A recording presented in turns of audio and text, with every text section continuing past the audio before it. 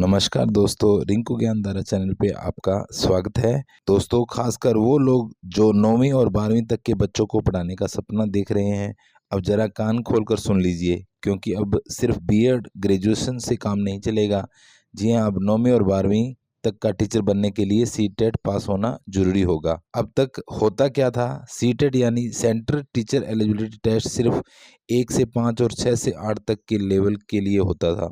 लेकिन अब बड़ा बदलाव हो रहा है। सीबीएसई और एनसीईआरटी मिलकर एक नई गाइडलाइन बना रहे हैं।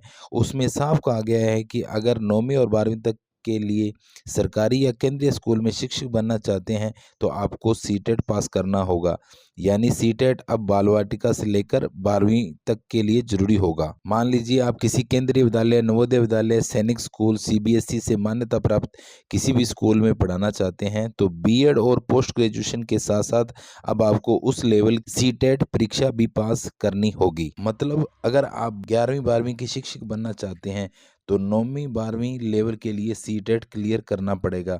ये बदलाव राष्ट्रीय शिक्षा नीति 2020 के तहत किया जा रहा है ताकि शिक्षक बनने की प्रक्रिया एक समान और पारदर्शी हो। यहाँ तक कि बाल वाटिका यानी प्री प्राइमरी लेवल के लिए भी एक अलग टीईटी परीक्षा की तैयारी हो रही है। यानी अब पढ़ाने के लिए सिर्फ डिग्री नहीं, पात्रता परीक्षा भी पास करनी होगी। सीबीएसई जल्द ही इसकी गाइडलाइन जारी करने वाला है और सीटेट 2025 में ये बदलाव लागू हो सकता है। तो अगर आप शिक्षक बनना चाहते हैं, आज से ही तैयारी शुरू कर दीजिए, क्योंकि अब सिर्फ डिग्री नहीं, सीटेट भी पास करना जरूरी होगा।